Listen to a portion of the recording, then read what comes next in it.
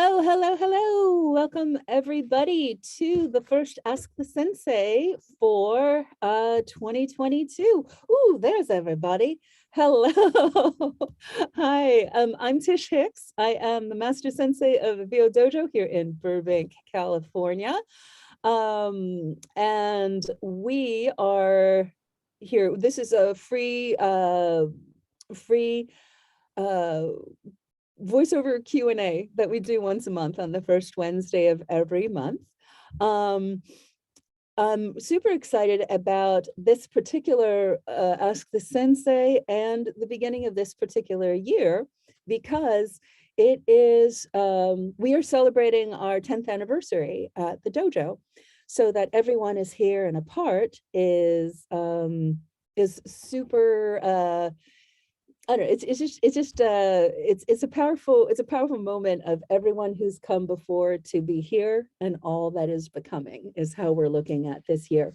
So usually on Ask the Sensei, we are joined by our techno sensei, Dan Leonard, the home studio master, and usually one of our voiceover colleagues. Today, we are joined by the Sensei team of the VO Dojo. So we have Ben Carroll, Catherine Campion, and Terri Nicole joining us. These are the Senseis of the dojo. And Jeffrey Gilbank is here as dojo team. He makes everything go. He'll keep everything flowing. So great to see so many here. 3 pages worth. Shake it up, girls. That's great. And a lot of ongoing dojo members and a lot of really new faces. So that's always a joyous thing. So how this works is we'll have Dan introduce himself and each of the senseis introduce themselves.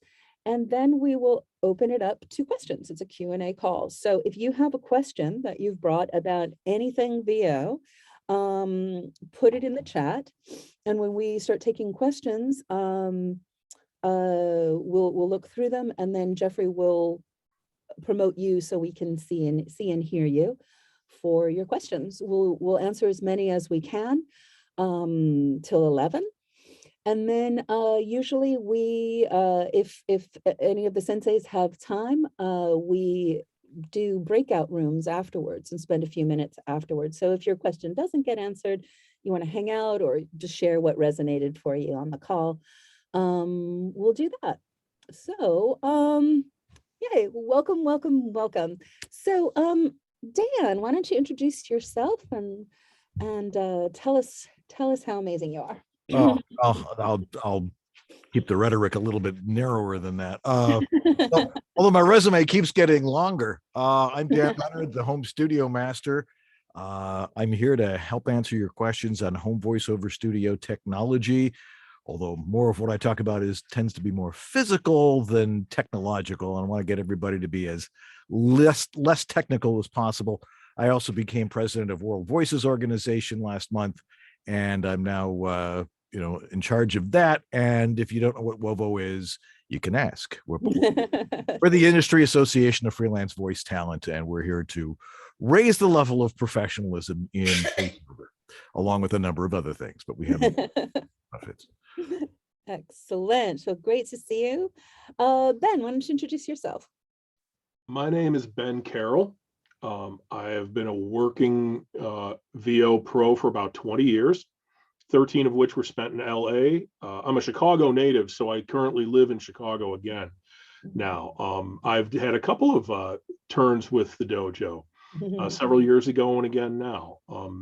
I've worked in about all genres, narration, promo, a lot of commercial, character commercial, animation gaming. I think, my strongest suit is commercial and character-y type reads. That would be, if I had to say that if there was a wheelhouse for me, that would be it. Yes, I do sound just like Seth Rogen. You cannot unhear that now.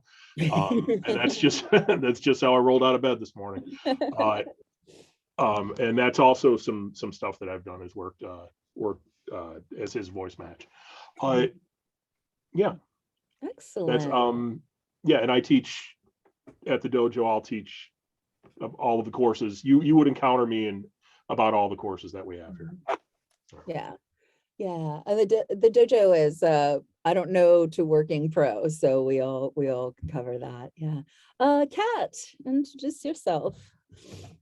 Catherine Campion. I'm currently in Rome, Georgia. I'm wintering, escaping the Arctic tundra in Minneapolis, my hometown, where I recently moved back after 15 years in Los Angeles.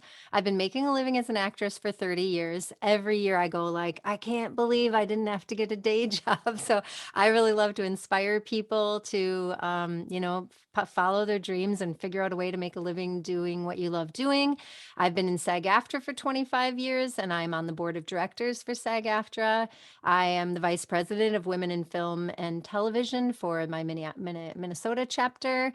I've been with the dojo for about a year, and I specialize as a teacher, as a coach, I specialize in the business of voiceover as opposed to like the performance, which I also teach, and international voiceover. I love teaching people how to break outside of whatever their home market is. For most of us, it's probably North America. And a lot of people don't think to work outside North America. And over half of my income comes from outside. I work a lot in Europe and Latin America and the Middle East.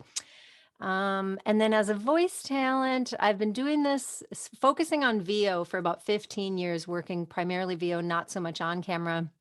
And I've done a lot of commercials, national network spots. I did campaigns for Subaru, United Health, H&R Block, lots and lots and lots of commercials. I also have voice matched for Scarlett Johansson, but I have to kind of go party the night before and stay up late to get that sexy rough. I don't naturally quite have that, but I have voice matched for her a couple of times. Video games, I specialize in ethereal, Galadriel, elven sort of characters and robot computer GPS characters, which I love doing. Excellent. And you've recently had some important stuff in the political realm. Oh yeah, I did 48 SAG-AFTRA spots, political spots a few months ago, primarily for Biden's Build Back Better plan. So I'm focusing on political now. Excellent. Excellent. And Terri Nicole. Hey, I'm Terri, and I am located in Atlanta, Georgia, which I actually am a student. So I came up through the dojo, having kind of left the education world and always doing my theater on the side and my, any kind of acting and television on the side. And I flipped it about, my gosh, 2014 is when I just started training. And I didn't find the dojo for a couple years, but it was a game changer for me, absolutely, in my career. Taught me how to think of the business of VO, make connections, use relationships. And yeah, so starting out before I came to the dojo, like I was earning nothing my first year, maybe 15,000 the next year. And it was really once I got traction and momentum where I actually like really could pay all my bills. And so I specialize in e-learning and narration. I do commercials, I do anything else, but that is like my passion. I love helping people with my voice. I love changing lives with my voice. I love helping people be able to do what they do better in their lives. And so because I was a teacher and a consultant, that makes a lot of sense. What else do I want to say? I think that's about it. I'm definitely on the path of thinking of, I think we all have a role to explore in VO, and mine is more entrepreneurship lately. So making connections, teaching, speaking. So I've learned to use my voice in different ways besides just strictly VO, which was new to me. And I'm getting a lot of traction in that. So I'm really excited about all things VO right now in my life. Excellent. Yeah. And Terri says she's a teacher. She's actually an educator. She has some pretty high level degrees in education that she's applied, taking those skills into her e-learning and building from there. Yes. Well, all of these things are what makes the dojo strong. And we bring lots of perspectives together and different insights on the art form, the business, and the community that is all here. So, excellent. All right. Well, it seems like we have a lovely quorum of folks joining us. So let's get started with some questions. Oh, and if you want to say where you are from, I should have said that first. It's great to hear where everybody is from. We've got people of the dojo that are in Australia and in Ireland. I don't know if Michael's here today, but I'm so excited to have him. There's Michael. Yeah, hi, Michael. There he is. Yeah, so let's start with some questions. First question is a quick one. Meg Arbo, I think I'm saying that right. Yeah, has a question for Catherine. Yeah, Meg, do you want to unmute and come on, or do you want me just to answer your question? No, I'm happy to unmute. It's fine. Okay. There we go. Good to hear your voice. Yay. Hi. Yeah, I'm sitting here thinking I could probably voice match Scarlett Johansson without a lot of to do.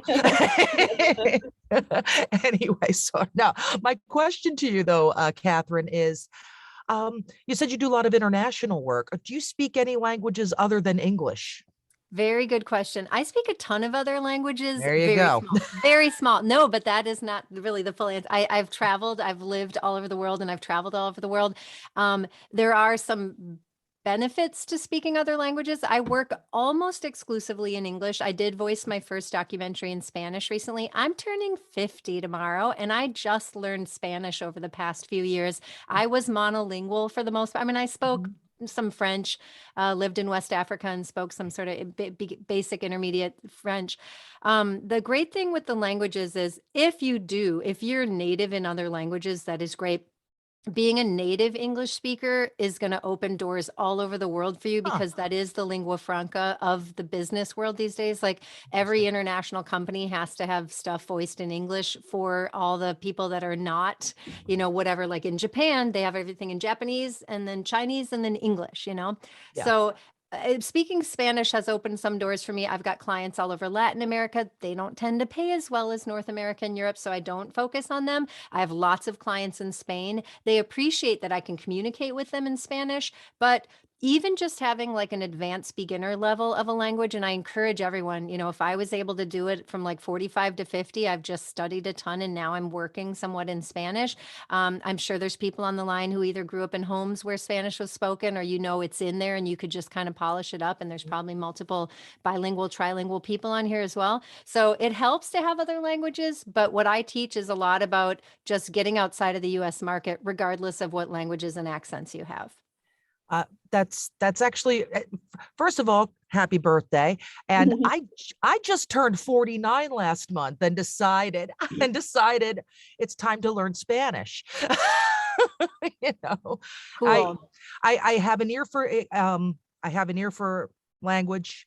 In fact, I joke around that I speak VO Spanish. Like I do a good bit of telephony where, I do the intro, press this, press that, press the other thing, and then por español imprime el estrella, and then they get somebody who actually speaks Spanish better than I do, So that's a really good example of using the little bits of languages you have. I voice the telephone answering systems for the Knights of Columbus, which is like a Catholic nonprofit charity organization. They accidentally sent me the French and Spanish script one time, and I just thought, oh, I'll just do this. And I did the English, French, and Spanish, and they were just like, oh, we thought we were going to have to hire 3 different people. We're going to pay you double for these additional languages. That's how I got the documentary. They wanted a US accented Spanish to do their documentary about their US people and US company. So there are opportunities to speak where they don't want native, just like we want English with different accents. We want English with different accents. They want their languages with a US or North American accent. So that's how I got my documentary. And now I do a telephony in English, French, and Spanish, even though my Spanish is like intermediate advanced and my French is like advanced beginner. But if you can fake it, they just need you to be able to pronounce it, and then they pass you off to an actual French speaker, And the things that I'm hearing in all of that is innovation, right? Always be ready to do something new, no matter what age you are. And then also say yes until it's time to say no, right? I like that. So yeah, if you can try, and then allow someone else to say No, yeah, that's Yeah. great. Excellent. Excellent. Thank you. Good, Good good, good. question. Really Nice, good nice to meet you, Meg. Who's Likewise. next? You're free. All right. So the next question I have is from Sarah Carson. I'm gonna pin you, Sarah. And you go ahead and unmute yourself and ask your question. Oh, Yes. We can hear you, Yeah. Sarah. Yeah. Can you hear me? Oh, I don't know who to address the question to, but I took the You Should Do voiceover, started in October, and I booked a voiceover job that was from in December, that was for actually a YouTube episode of about 20 minutes. And, so there's, I appear on camera, but not speaking, I'm doing the voiceover. And I was wondering if I ever get to only one job, to doing a reel, do I just use the audio for that, or do I include the video? Because I guess it's a voiceover for film, Yeah, I think that's an interesting thing. So I think obviously voiceover is an oral medium. So I think traditionally it's been like you have your demo reel that is just audio. I do think that there is a trend now to include, if it is an actual spot, to have your voice in context of something visual, right? The world is so visual now. The world is so clips of. So I'm not 100% clear on, like, it's a voiceover for a film or so, like, I'm not totally clear of the context. So I think the thing is, what will make things more clear and hone in on you, right? Because we don't want someone to be confused, like, why am I watching this, right? Who is she? So as long as it's clearly your voice, that there's nothing that would be confusing, and it's in context of someone who would be a buyer, Yeah. like, I need that. So that would be my answer. Any other thoughts on that? Dan, Kat, Ben? specifically was the question? I think the question was, as you start booking jobs, is it as you start booking jobs, do you just present them as audio, or do you present them as audio and visual if they are audio and visual? Is that correct, Sarah? Yeah. Okay, well, I mean, depends on what's in your demos. If you're strictly doing for voice, you need to have a good commercial demo or a narration demo.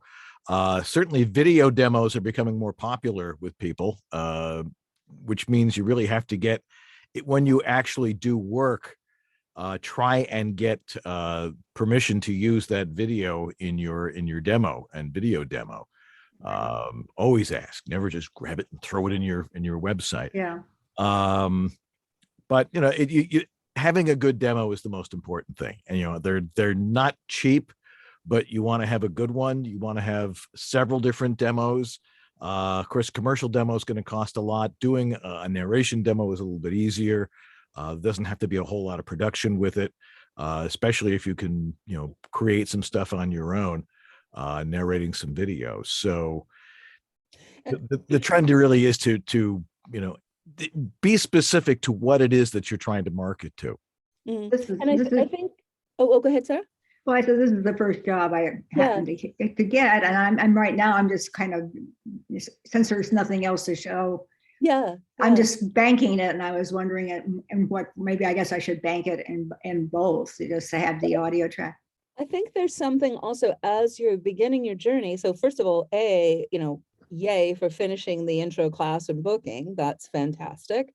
And then B, I think it's really good to separate in one's mind that there's demos and there's samples. Oh yeah. Right. And then using your samples specifically, but keeping it in your mind that this is a sample of what I can do. And samples are something that we, can create as long as we put them in context that there's a sample. And then getting your skills to the place where you're ready to make a demo and that you're able to deliver everything on the demo is the next step. Yeah, I think it's more of a sample right now. Yeah. Yeah. And it would be easy, I think, easy to understand, because it's actually in the context of my husband reading a letter that I wrote him. So the letter talks about specific, things in our life. And so that's shown on the screen Mhm. as I'm talking. So, Mhm. And it's, you know. it's also interesting. I know, Catherine, you booked the political job off your commercial demo, right? So sometimes it's the quality of what you're bringing in your sample that would apply to what the buyer is looking for, what the client is looking for. So, Okay, fine. Thank you. awesome. Cool, cool, cool. What's next, Jeffrey? Next question is going to be from Alana Rosen. Mhm. Kitty. I say Kitty, sorry, distracted. Alana, hi. Where are you calling from? Hi, I'm Hey. calling in from St. Louis, Missouri. All right. So, yeah. My question pertains to the e-learning, so probably is going to be more directed toward Terri than anyone else. But I'm an avid learner and proud nerd, and I would love to get into e-learning and things of that nature. But I'm wondering how important it is to have degrees like you do, like advanced degrees, or to have experience in the areas of interest. Like, can I do chemistry lectures and stuff if I have no idea how chemistry works? Because I don't understand chemistry. We are on the same page there. Yeah, so I think it's what you said was super important about that you're passionate about learning, and that's what people care about more than anything. So what I work with a lot of instructional designers who they're very well educated people in general, and many of them are switching careers, they're doing TED Talks, it's a very cerebral community. And I prefer to book e-learning directly through instructional designers as opposed to work for like a warehouse. One, because I can control that. Two, because it's the pay is better when you negotiate your own rates. But you do not need any advanced degrees. You do need a passion for learning and a respect for the learner, because by the time the e-learning module has reached you, that could have been $500,000 of research, time, and you are the bridge between that course or that set of courses and the learner changing their behavior to make that company money. So that it's about, e-learning is about profitability of a company.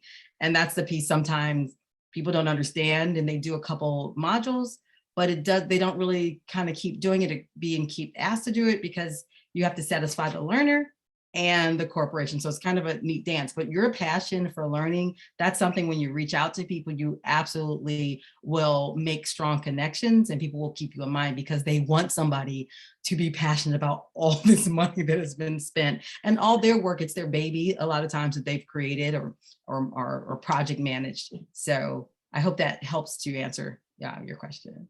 Yeah, can I ask a quick follow-up? Of course. Yeah. Is there like a special place that you go to book with you said the course developers rather than with companies? So you want to like specifically go to the course developers? I tend to, yeah. So I tend to use LinkedIn an awful lot. I launch campaigns on LinkedIn. I use marketing companies to help me reach a whole bunch of people. I should be better about following up, because I probably have more clients, but I kind of have as many clients as I want to have, but I'm happy. I'm really happy with the results of that kind of search. I make friends with people. I don't expect to get a job tomorrow, but they'll say, reach back out in February when our new budget comes out, or they'll just remember you. And one woman recently wrote something like, marketing absolutely worked. You reached out to us last year and you have been on top of mind for a whole year. We just didn't have the right project. And now the company wants a female voice, and you're top of mind. So that is one way. There's also, flex jobs. There's reverse engineering things. When you see a posting for, we're looking for an instructional designer, we're looking for a learning manager, then that company's going to be doing a ton of e-learning. And so you want to be, sometimes it's just who's more persistent and who keeps keeping in touch and sending the New Year's card and the, update and the video. Thank you for being a great client. Sometimes it's relationship stuff.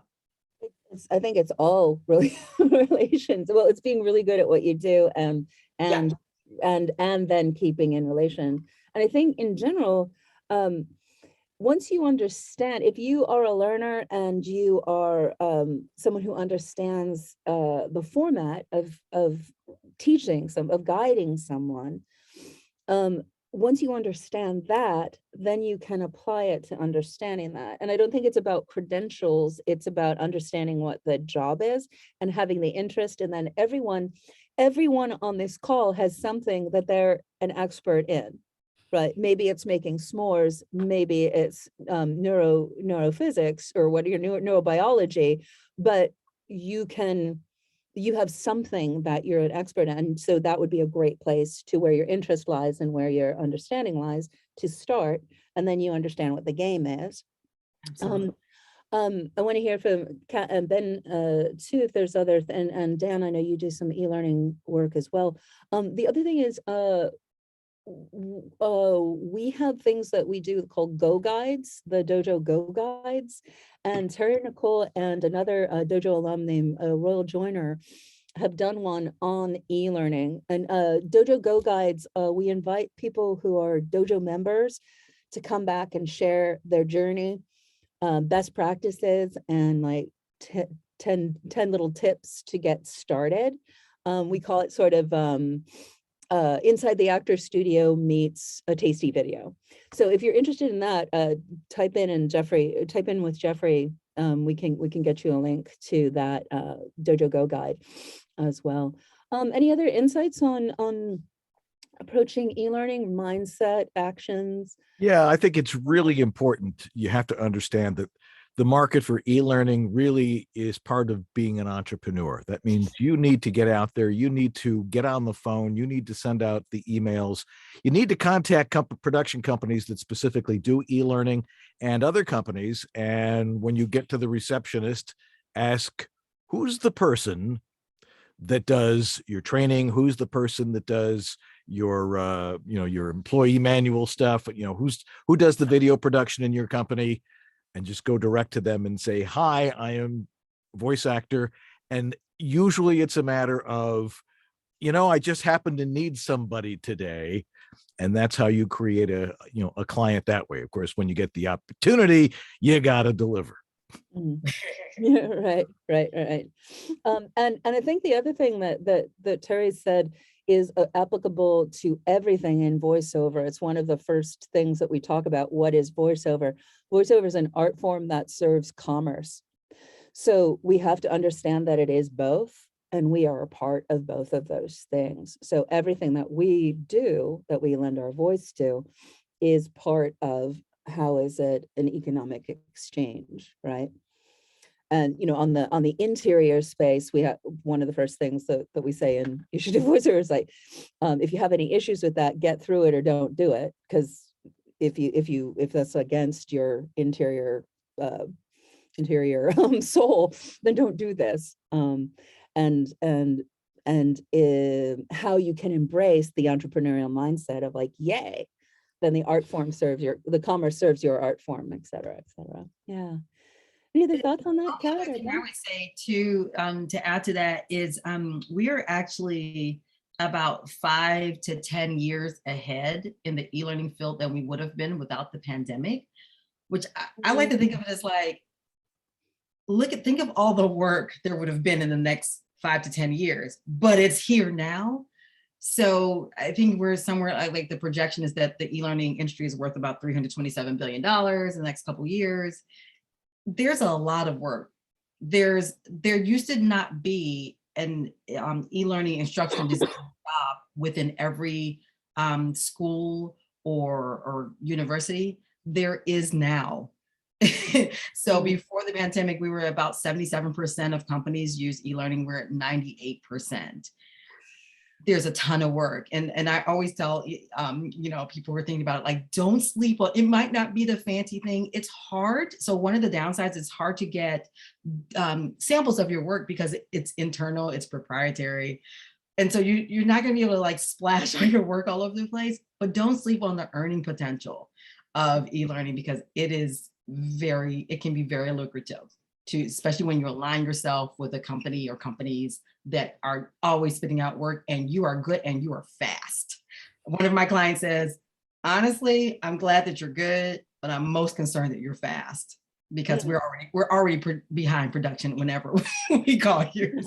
Yeah. Yeah, and I can confirm on the pandemic changing things for that because I never focused on e-learning. I don't have an e-learning demo. I hadn't done e-learning, but clients found my website and reached out to me and I booked e-learning without even auditioning. And I was the voice of like the Texas public school system. They reached out to me and they're like, we're going virtual like tomorrow. So we're going to just keep sending you stuff. And if you can turn it around day after day, and we agreed on a really great rate. And then they kept like tipping me, like the faster I would turn it around, they were so appreciative. They're like, here's an extra $200. Here's an extra $100. So we're gonna keep Like, what's that?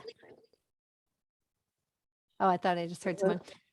Yeah, so I'm not going to focus on e-learning, but like a lot of us, we might focus on one or two areas, but you just never know when the magic is going to bring work in other categories, whether it's telephones or video games or promo that you might just do occasionally while you're focusing on the 2 or 3 things that you enjoy the most or are best at or most likely to book at. Yeah.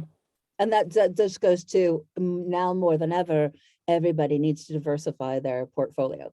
Yeah. As a performer, voiceover is part of diversifying that income producing portfolio. And within voiceover, not that everyone needs to do everything, but if there are opportunities to know how to be ready to make them part of how your revenue streams is really important. Well, and it's a good opportunity to maybe talk a little bit about this because we do talk very openly about finances. And so if you're curious, like what Terry's talking about, how much e-learning can pay, the people that I know, and I don't know if Terry wants to share her more income stats, but I have friends that work exclusively in bilingual e-learning. So they do a ton in English, but they also do a ton in Spanish. The whole family works full time. They're backed up. They're booked weeks in advance and they're bringing in like $250 an hour for the family. So like $500 an hour is what they're charging. And that's, so they're making like $1 million a year for the family just doing e-learning.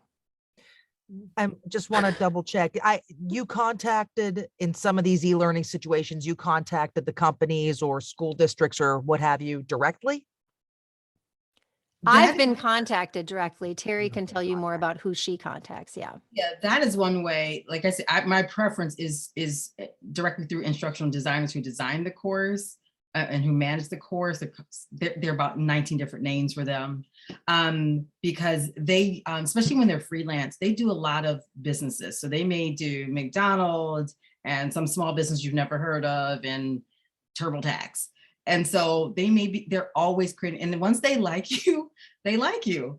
And once they know you're fast. So that's one way to do it. You can definitely reach out. I haven't had a ton of success from like ROI of like time reaching out to school systems and colleges. But I certainly, and sometimes one thing parlays to another. Like you might be doing IVR for somebody and they're like, can you voice my e-learning? Or I'm doing e-learning. We're doing this commercial. So it's so you can definitely use like LinkedIn. You can use td.org, which is kind of like a instructional designer who make the course. Flex Jobs, I'm trying to think off the top of my head, and then GVAA and what's the other one? Gravy for the Brain. Gravy for the Brain has great guides. I can tell you, like I have a 7-year client who just found me online on a portal. So sometimes just having presence everywhere, people will find you when they need you. They figure if you can do commercial and other stuff, you can, you can your voice. Yeah. So that's the main thing now is I have to get my website up and active. It's like you go to megarbo.com right now, it's under construction and it has been for an embarrassing length of time. I admit this. Right. People do normally ask for samples or an e-learning demo or a bespoke demo. So they may have a script and you can voice it for them. Right. Excellent. Thank you. Well, let's take some more questions. Yeah. I would like to get a question, tech question for Dan in here. And give me 1 second to find my spot. It was from William DeValley. So Bill. Yeah, let me get Bill in here. Hi, can you hear me? Bill. Yeah. Hey, Bill. Hi there. Hi, Dan. I just had a question about setting your levels for gain versus output. And do you use a low gain level with a high output? No, actually, and they really don't have a whole lot to do with each other, because if one is one, it's like computer stuff, poop in, poop out. You've got to get it right up front. And if you're trying to increase your output, you're adding noise to your audio. So the trick is to record properly up front. Everything I talk about generally is something physical, your physical environment, how you use your microphone. And the third point is always setting your levels properly. There is an average level that you want to try to achieve. What software are you using? I'm using Twisted Wave. Using Twisted Wave. Let me show you something in Twisted Wave here, because I can share my screen and then you'll see exactly how you're supposed to do this, especially in Twisted Wave, which has a great meter in it. Come on, Twisted Wave. There we go. All right, share screen and Twisted Wave. Okay, you should all be seeing my Twisted Wave screen. Wave if you are. Okay. All right, so there's this meter on the far right side over here. And what you want to do is, the trick is to be always in the green, always in the yellow, and then intermittently flashing above -6 there into the red. But if you're only in the green, it's too low. If you're in the green and the yellow, it could probably be, a little bit hotter. But as I record here, I love Twisted Wave because all you got to do is hit record and it starts recording. You see the meter on the far right. It's splashing into the red, but it's not going anywhere near zero. And your level should look like this initially, no matter how you're talking. So if you're talking very, very quietly, you have to raise your gain a little bit so it's still up there. If you're going to shout, if you're doing animation or something like that, you want to be able to set your level so it's like that. But you always want to be in the green, always in the yellow, no matter what. And that's the most important thing. Now, some software doesn't have a colored meter. I know people who are using Reaper, one step using Reaper. It's not for making voiceover. Twisted Wave, if you're on a Mac, is a fabulous piece of software because it's super duper simple. You hit record and it works. Set your levels right. Generally, what kind of interface are you using, Bill? I'm using an Air interface. An Air interface? Well, never heard of Air. That's a new one. Air, I'd have to go get the box, but it was one specifically designed to work with Thunderbolt ports. Oh, okay. All right. So it's you want to be able to set your level at about 75 to 80% on there. You have to remember that voiceover is not singing. This is something that a lot of people forget or don't understand, especially when they first start recording. And that is we're not singers. We are voice actors. We are talking in a normal conversational tone about like that. And what we want to be able to do is talk at a rate and a volume that is consistent with being in a conversation. And you want to be able to capture those levels at that particular level. So again, you want to be consistently peaking to, or at least modulating to -9, and then peaking between -6 and -4. If it's way below that and you normalize it, what you're going to get is a lot of white and pink noise, which is that sound of a far off waterfall in a wood somewhere that you'll hear that hissing in the background. Normalizing is so humongously abused by people and suggested by so many engineers that it's something you do when you're done, after you've done any processing and all your editing, just to make sure that it's loud enough, but your waveform should look like the way I showed you there in Twisted Wave. And if you normalize and you've done it properly up front, it should do nothing. So don't worry about the output. The output is the same as the input. Whatever you put on that drive, whatever modulation you're at, that's the output you're going to get. So I have a feeling whatever the settings on that interface you have is, it's probably got a mix of input output, and you don't want to be listening to yourself while you're recording. I think that might be another issue. Maybe that's something you're doing. Don't wear headphones when you're recording. Of course, some people say that's crap, but what do they know? I've only been doing this since the Nixon administration. So. I think the key there is that there's lots of different opinions about things. So you need to, They're all wrong. yeah, and Don's is the right way. Just a quick show of hands. Did anyone feel like Dan started speaking Italian really fast, like speaking another language really fast? Like you can just say that a little bit. And that's okay, because if you are just arriving in Italy or you don't speak Italian every day, it's going to seem like, what? And then as you start understanding what this is, what is needed every day, you'll be able to understand in context. And these are, coming here and being able to ask the question, Bill being able to articulate what your question is. This just comes with time, and then knowing people who know more than you. And then never be afraid to ask the next question. Like, I don't know what that is, right? That's okay. This is a That's why I process. presented that visually so people could see Yeah, it. Once you see it, that's exactly. And then it's less, like less ba ba ba ba ba ba ba ba. It's like, oh, there's the bathroom. Thank you. Right. Yeah. So understand that, unless you come from an engineering background, there's no reason that you're supposed to know this. Right. That's the other thing that's really shifted over the years. When Ben and Kat and Dan and I started in this business, we didn't know nothing about birth and babies. We just came and said the words, and everything else was taken care of.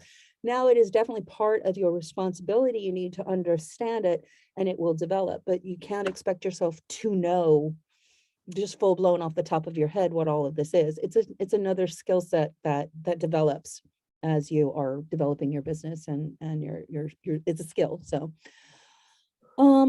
yeah, good. Thank you, Dan. Thank you for articulating that clearly. And Bill, That was very helpful. Thank you. Good question. What other questions do we have? We have a few more minutes here. And Yeah, we'd like to get Ben in the room. Ben, you get the next one.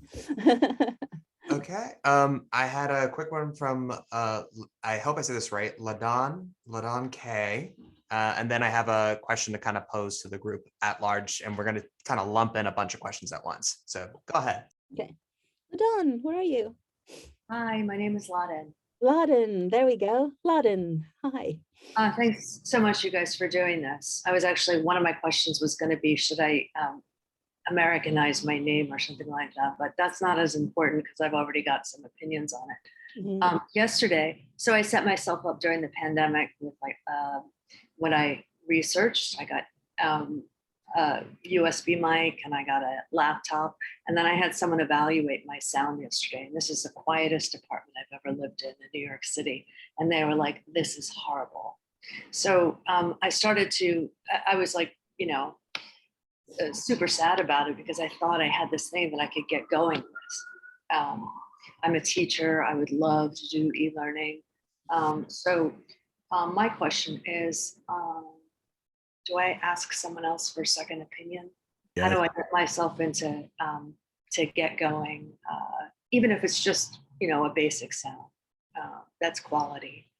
What would you suggest?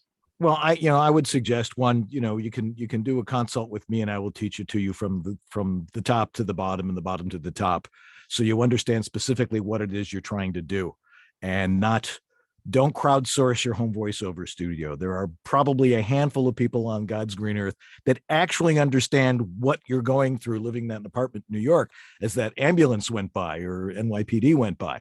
So it's so quiet. I love my apartment. I've never had a quiet apartment like this. Yeah. So, but yeah, I will definitely be in touch. Yeah, it's about isolation and being away from the exterior of the building and a number of other things. But somebody else was asking a question about noise reduction and stuff. The trick to using noise reduction is to not have to use noise reduction and try and get your place as quiet as possible using a number of different strategies. Sure, I saw some of them on YouTube. It didn't look like all hope was lost and whatever. And I definitely would like to be in touch to get your email. I didn't mean to cut somebody else off. Yeah. Oh no, I think inherent in that is also understanding that everybody has a unique setting. like what your specific environment is. Catherine just went from her studio in Minneapolis to the new space in Georgia. So she has to get everything reset. She has to like reconfigure. So everything, and I love this about Dan's approach, it's everyone's situation is unique. And so you need to understand concepts and then apply them to your unique situation, right? I'm sure we should connect you with Jeffrey because he's based in Brooklyn. And oh my God, sometimes I'm like, oh my God, are you like in Panama where they're blasting those like things to make everyone crazy?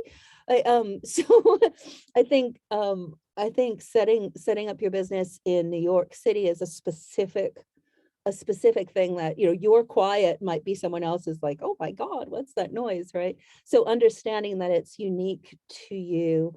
And then, oh, there was something else I wanted to share, but I forgot. So good story, Tish. Yeah, I think I so understand. You're saying, you know, all spaces have their unique challenges. You're exactly, not- right? exactly. Oh, and I think, oh, that reminds me of the other thing I wanted to say, that I think because sound engineering has become more democratized, there still is standards, but what those standards are, I think, are perhaps lower. And maybe I'm talking out of places that I shouldn't talk of, but I think whereas, you know, 10 years ago, it might have been like, oh, it must be pristine. It must be, you know, a cave under the ground or something like that.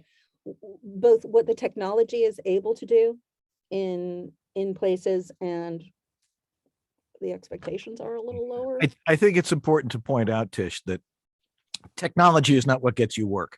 Right. It's your ability to be a good voice actor.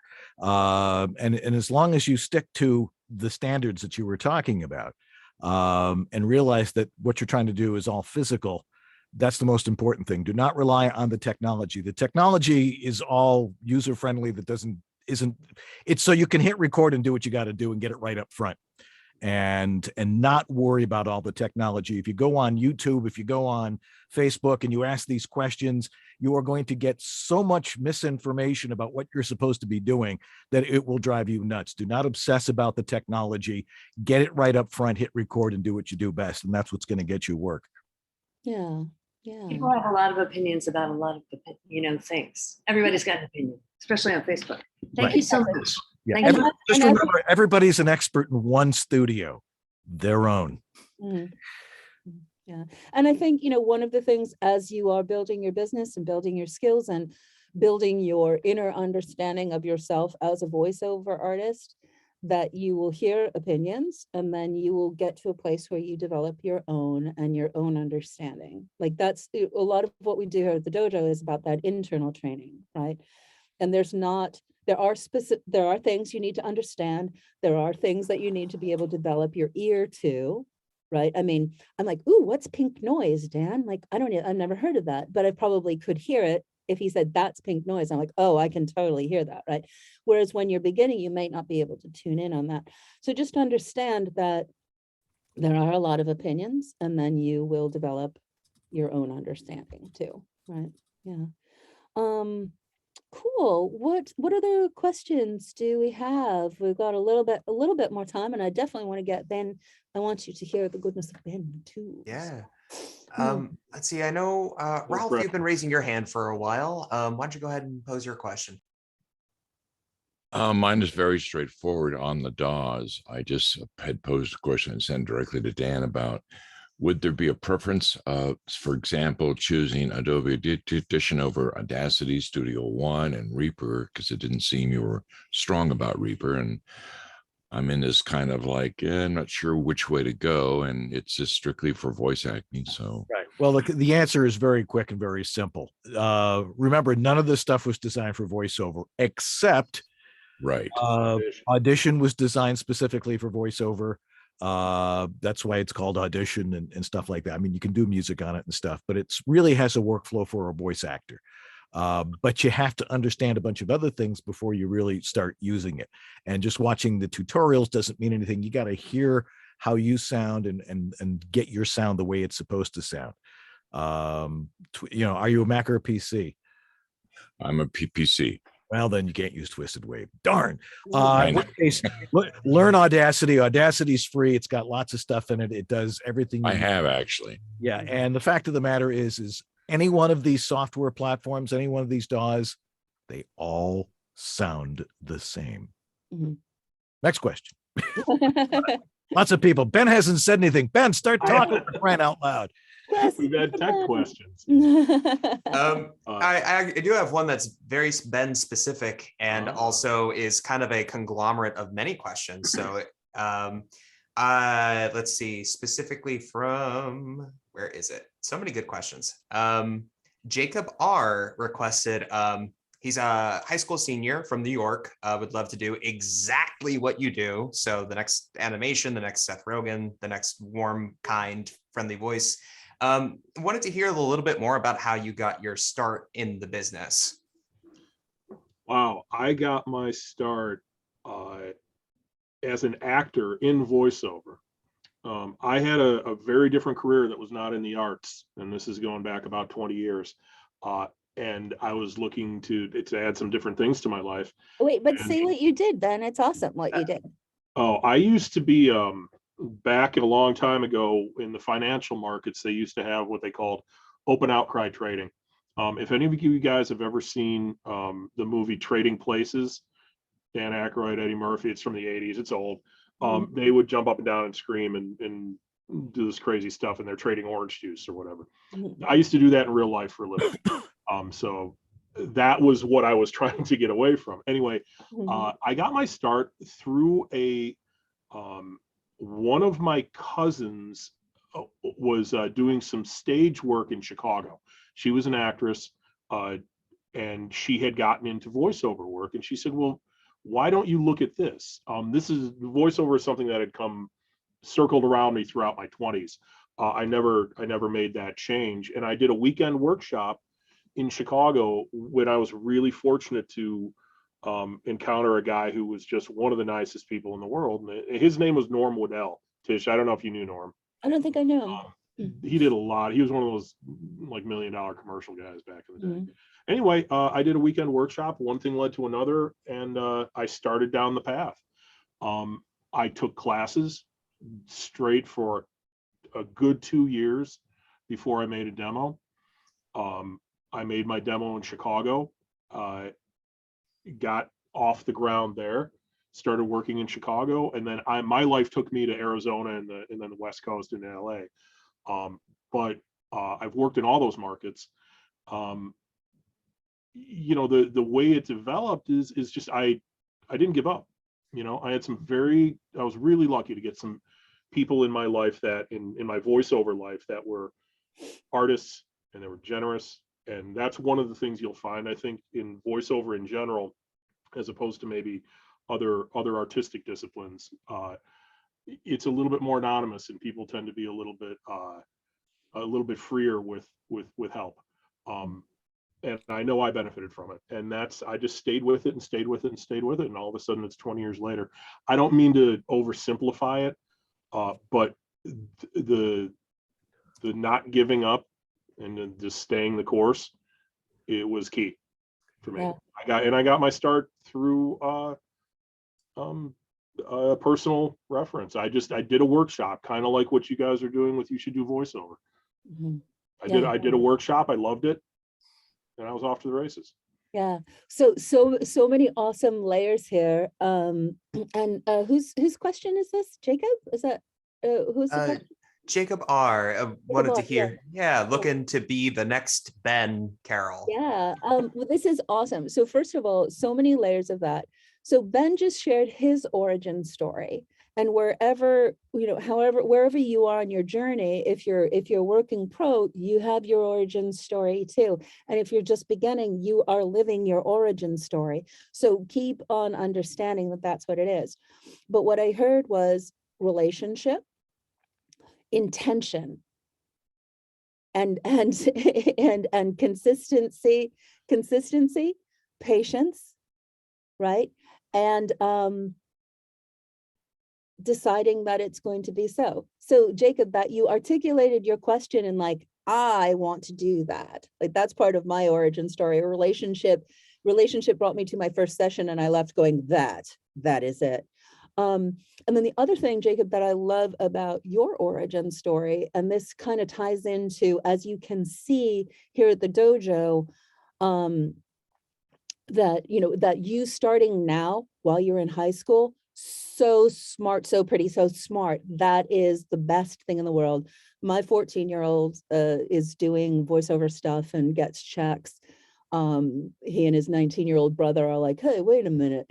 But it's like getting started now is the smartest thing, particularly if you're an artist. I teach master classes at my alma mater, Northwestern, and I go back like, hey kids, love theater, like eating, try voiceover.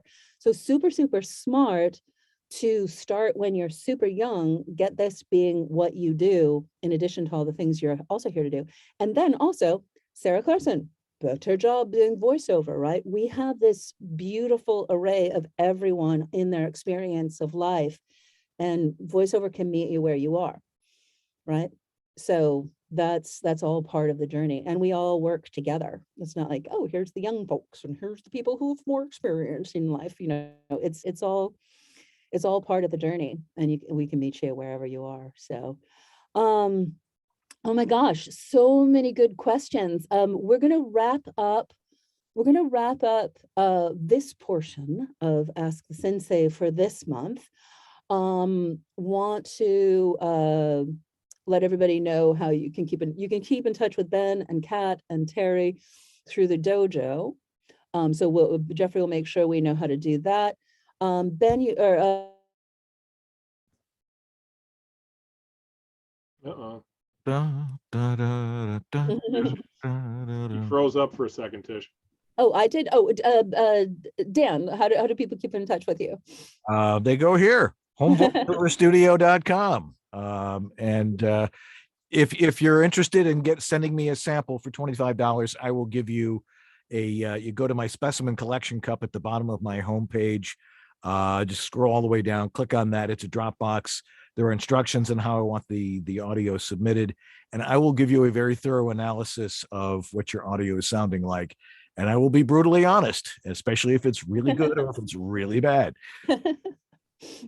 And that telling it like it is, and nurturing you and guiding you is what we're about here. In terms of what's going on the dojo ongoingly, you can put this as a thing on your calendar the first Wednesday of every month. The Ask the Sensei, we're here answering your questions. If you'd like to know more about what we're doing, you can sign up for a voiceover once-over call, a free 15-minute consultation. We meet you wherever you are. We have the development division, the working pro division, and our purpose is guiding from I don't know to working pro. So we have a You Should Do voiceover intensive coming up in January. In February, we have an nth degree working pro intensive coming up in May. We have our VO Dojo Pro Fight Clubs, which everyone can be a part of either as a spectator. Working pros can be a part of as a player. We bring together top-notch talent with the decision makers who hire us. So, so stay close, check it out. If you have more questions or you want to talk, can everybody, who of the senseis can stay for breakout rooms? If you can't, no worries. If you can, we'll spend a little bit. We all can. Okay, yeah. So if you gotta go, it's 11 o'clock. So we'll see you next month or on something else. Oh, and also just for our 10-year anniversary, we are having a 10-year anniversary reunion in March. So you are all invited. In July, we are launching the VO Soul Festival that's going to focus on the internal aspects of being a voiceover artist. So we're looking forward to having you all be with us throughout the celebration throughout the year. So we're at VO Atlanta too. Kat and Terri and I are going to be presenting at VO Atlanta in at the end of March as well. So, and Kat has a Go guide about international. So keep in touch. Let us know what's going on. Yeah, as we're leaving, if you want to leave your Dojo O, that's something that we do every time we get together. A Dojo O is just articulating something that made you go, oh, today. Like, what's your takeaway for today? What made you go, oh, and how do you articulate it in the most distilled way? So if you want to leave that in the chat if you got to go, we'd love to hear that. And then if you want to hang out, just hang out for a little bit, and Jeffrey will break us into rooms, and I'll be back in just a second. Yeah, so thank you all. Thank you, Senseis. Thank you, Dan, Sensei Dan, Sensei Kat, Sensei Ben, Sensei Terri. Thank you all for being here. And Thanks, everybody. Kat, you were muted. I couldn't hear you.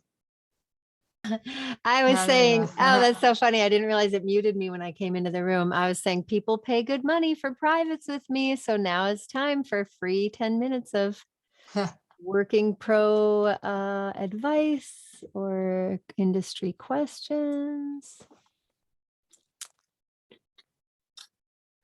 What was that about, Jimmy? I can. What were you responding to for saying you could? You're muted too now. I guess it mutes you every time you come into a new room. Yeah, someone was asking if you could, I think it was Jeffrey, if anybody could hear him. And I said, I can. Oh, okay. Oh, okay. But in between my answer, my reply were a few other chats. So that's why I got lost. Yeah. Oh, yeah. Oh, Jacob put a question. I'm trying to get into gigs mainly doing with video games or animated, and I don't know how to really get started. Oh, degrees. Oh, yeah, Jacob. So like I said, schedule the 15-minute voiceover once over with us, and we're just going to sign you up for You Should Do Voiceover. Everybody should really start with You Should Do Voiceover. It will include a little taste of every genre you can imagine, even genres you didn't know existed. And then once you've done that, you can really just focus on animation and video games. But I find a lot of people go into it thinking, you know, I've been an actress for 30 years. So of course I thought I got into voiceover to do animation and video games. Well, then I discovered video games are mostly non-union now, and I'm a longtime union member, and they don't actually pay very well. The only really good paying video game I've done was I got like triple scale, which is, I think it was like $4,000 for the 2-hour session for Iron Man. That was one of the ones I was voice matching Scarlett Johansson.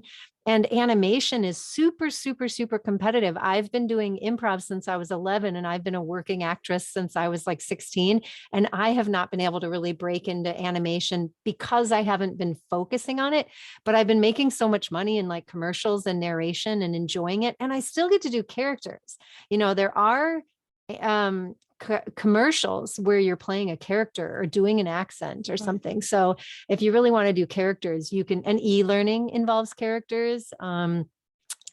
What other things might, so mostly those, some narration, but but you can certainly focus on animation and video games, but it all still goes back to the same place as training for everything. Like Dan would tell you, is no matter what genre you're studying for voiceover, you're still going to need to learn all the tech aspects of it and just performance. And then you can focus on your areas that you're most interested in.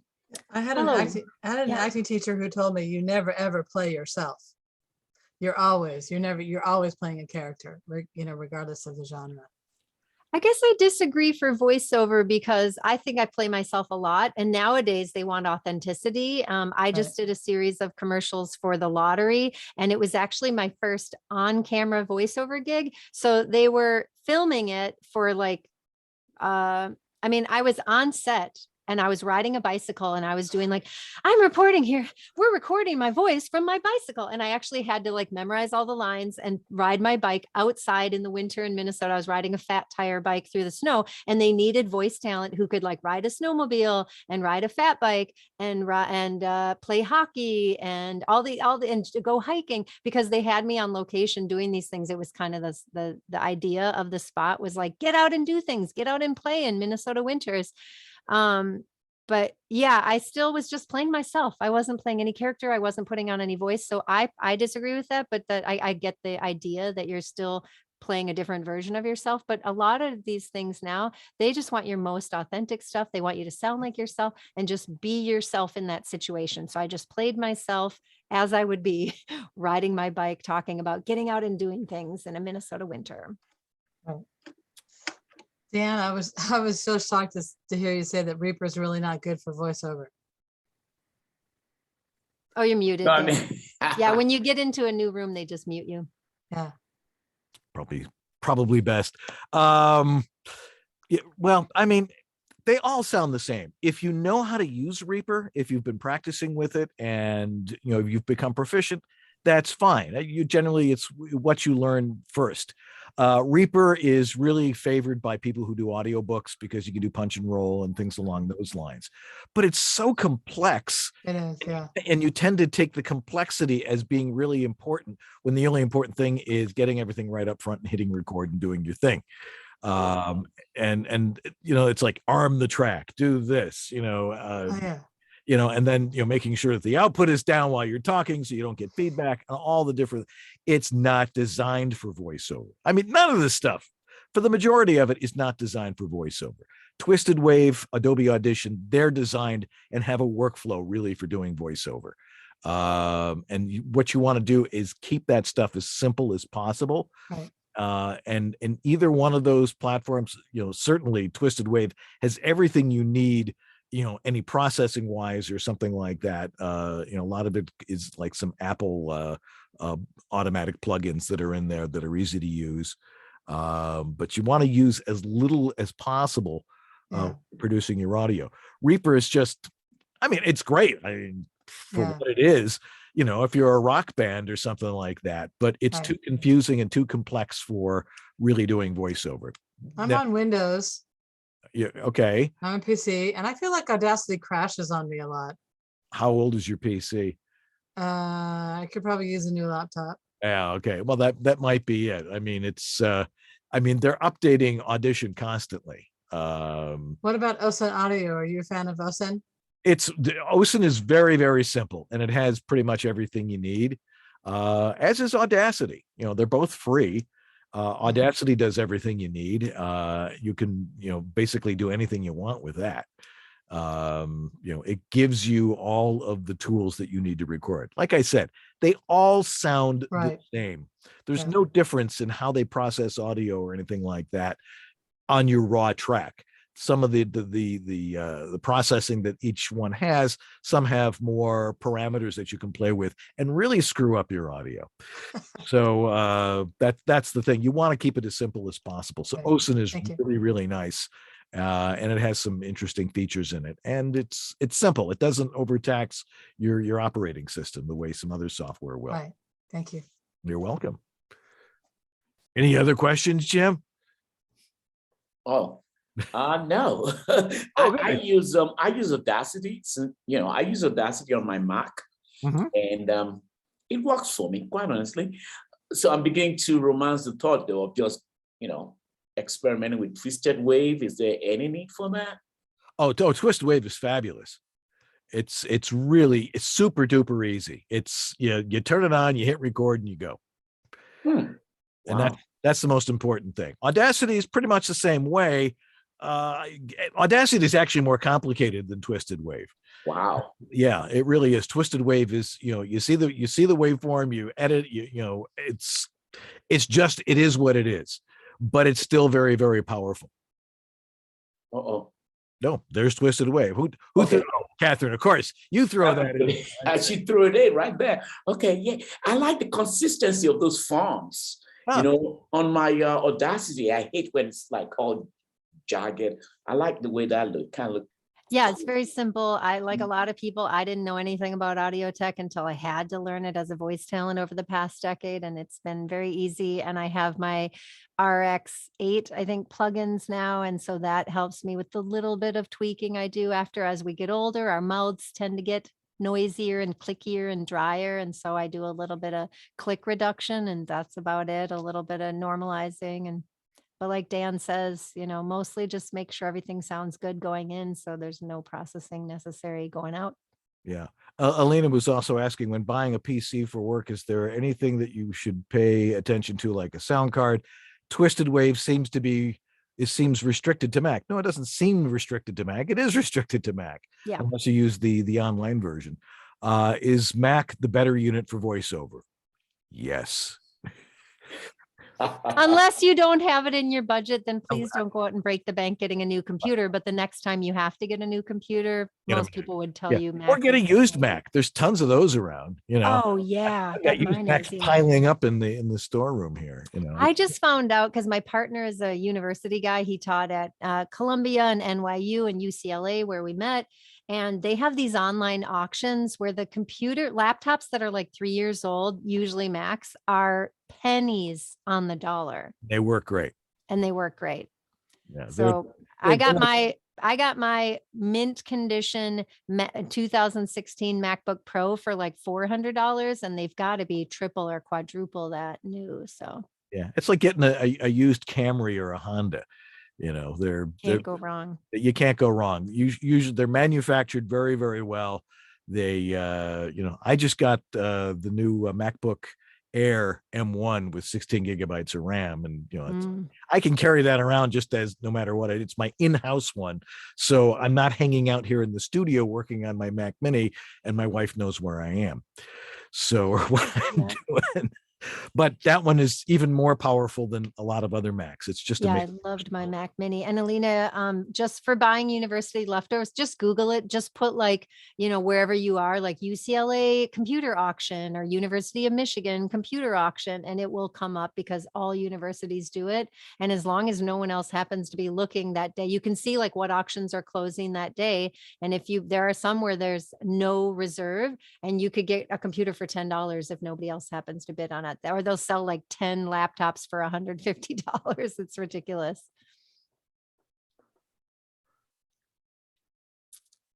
Any other questions? Oh yeah, and it's 2:30, so I think we got to sign off. Yeah.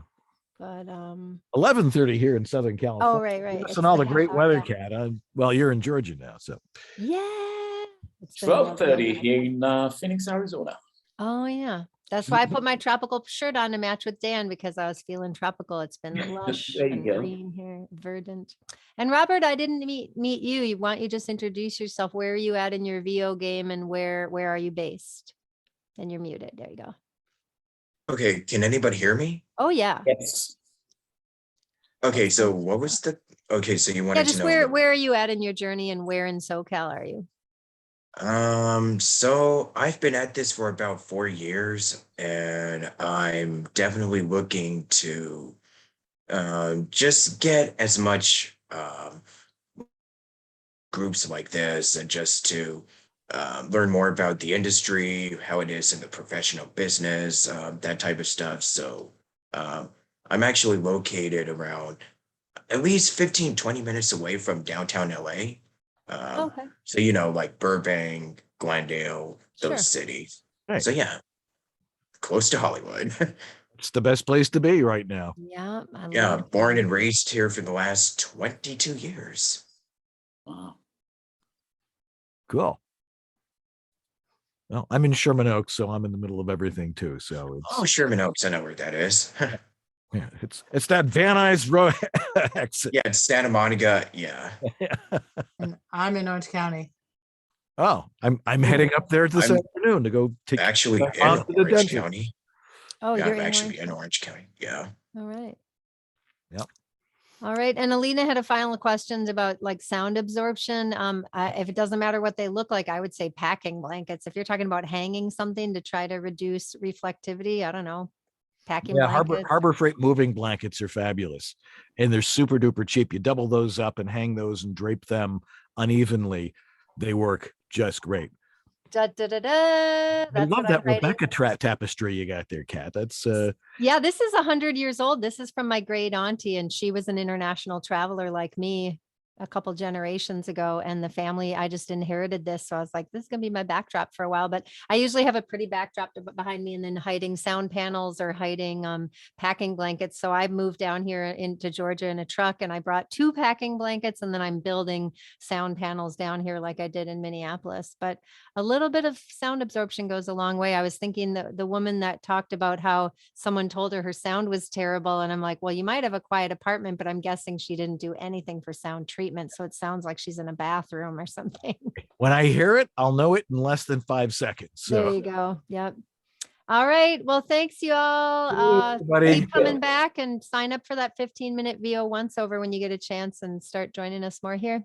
Yep. Bye. Thank you, everybody. Thanks, Dan. Thanks, Scott. Thanks, Shepard. Thank Thanks, you so Bob. much. Bye-bye. Bye-bye.